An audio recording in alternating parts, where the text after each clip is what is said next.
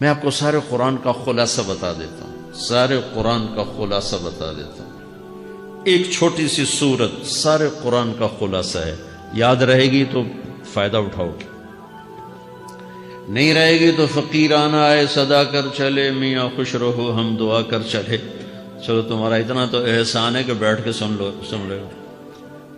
قرآن میرے اللہ کا علم ہے، میرے نبی کی زبان سے نکلا ہے، اور یہ دونوں بے خطا ہستیاں ہیں۔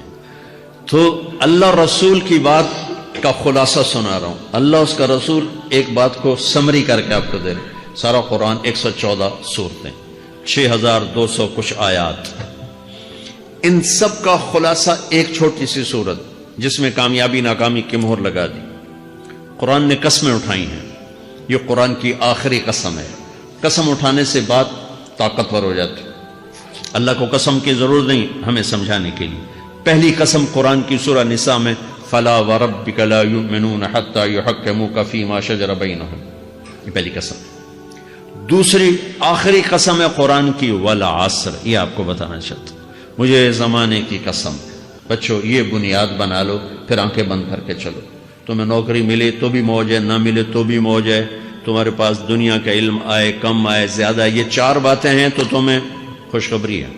میرا اللہ نے کہا والعصر، مجھے قسم ہے زمانے کی، ان الانسان لفی خسر، ساری دنیا کے انسان یقیناً ناکامی کے سمندر میں ڈوب گئے۔ فی کا لفظ بہت خوفناک مطلب دے رہا ہے، یوں دکھا رہا ہے جیسے سفینہ انسانیت ناکامی کے سمندر میں ڈوب رہا ہو، غرق ہو رہا ہو۔ تو پوچھنے والا پوچھتا ہے یا اللہ کوئی بچا، کوئی بچنے کی امید؟ کہاں؟ چار کام کرنے والے ناکامی سے بچ سکتے ہیں۔ اچھا ناکامی کسے کہتے ہیں؟ اللہ کی نظر میں اللہ کا راضی ہونا کامیابی ہے، اور اللہ کا ناراض ہونا ناکامی ہے۔ جنت کا مل جانا کامیابی ہے، اور جہنم میں گر جانا ناکامی ہے۔ یہ قرآن کا مفہوم ہے۔ فمن زحزح عن النار وادخل الجنہ فقد فاز، جو جہنم سے بچ کے جنت میں چلا گیا وہ کامیاب۔ ناکام کون ہے؟ قل ان الخاسرین الذین خسروا انفسهم واہلیہم یوم القیامہ الا ذلک هو الخسران المبین لهم من فوقهم ظلل من النار ومن تحتهم ظلل، جو قیامت کے دن جہنم میں گر گیا یہ ناکام ہے۔ اس مفہوم کو ذہن میں بٹھائیں۔ پیسے کا مل جانا ایک وقتی کامیابی، نہ ملنا ایک وقتی ناکامی ہے۔ یہ کامیابی ناکامی ہے ہی نہیں، یہ حالات ہیں، حالات ہیں، امتحان ہے۔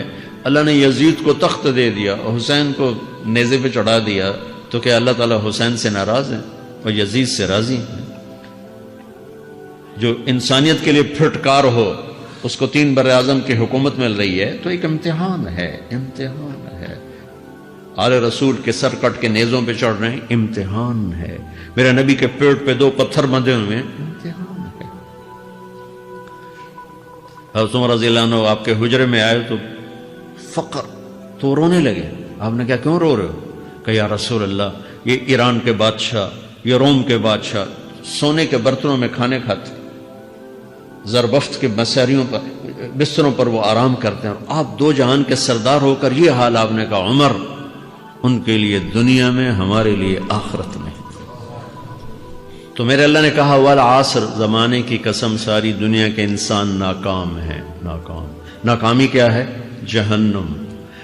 کون بچا اس ناکامی سے؟ کوئی بچ سکتا ہے؟ اللہ نے کہا 4 کام کرنے والے بچ جائیں گے، 4 کام کرنے والے۔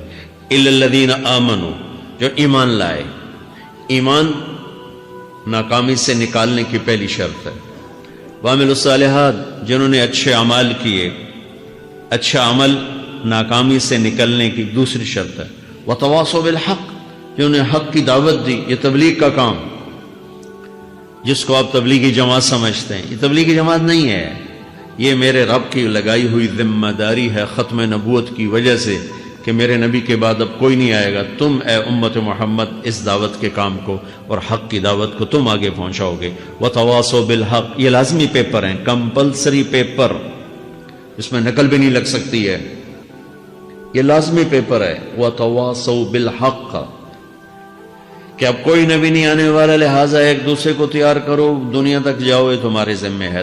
یہ ناکامی سے نکلنے کی تیسری شرط ہے۔ چوتھا پیپر وتواصوا بالصبر، جنہوں نے صبر کی دعوت دی، صبر کیا۔ میرے بچوں، میرے عزیزوں، میرے بھائیوں، یہ 4 ضروری پیپر ہیں اپنی دنیا اور آخرت کی کامیابی کو حاصل کرنے کے لیے۔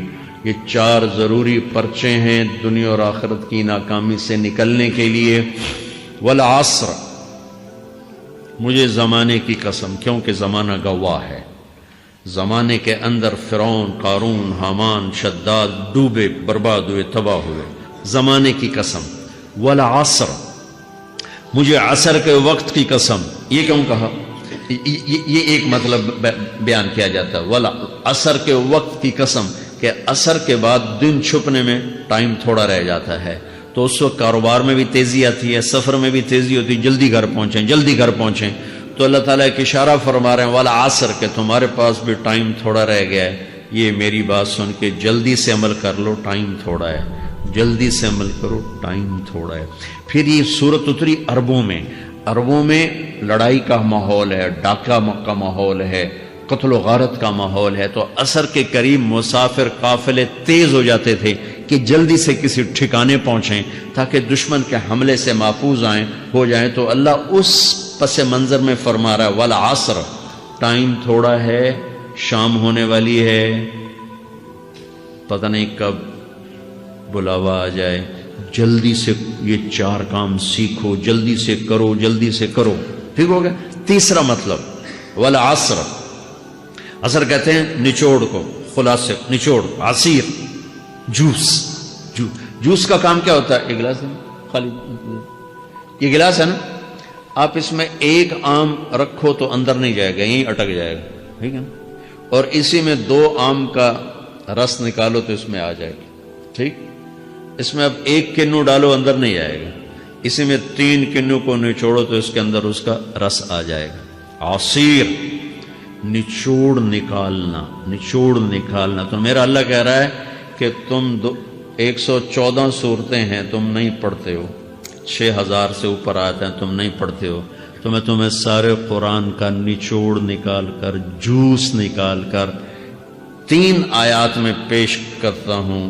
مجھے اس قرآن کے خلاصے کی قسم، اپنے رب کی بات مان لو، ورنہ بڑا نقصان اٹھاؤ گے۔ یہ بہت خوبصورت مطلب بنتا ہے۔ تو پہلی شرط ہے ایمان۔ ایمان کی شرط لگانے سے کافر ہمیشہ کے لیے ناکام ہو گئے، عمل کی شرط لگانے سے ایمان والے ناکام ہو گئے۔ یہ ناکامی کیا ہے؟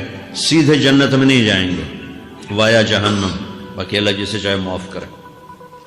عمر بن عبدالعزیز نے حجاج بن یوسف کو دیکھا جہنم میں جل رہا ہے، کہا کیا حال ہے؟ کہ جو دیکھ رہے ہو، بس اب تو صرف کلمے کی آس پہ پڑا ہوں کہ کبھی تو جہنم سے نکلوں گا۔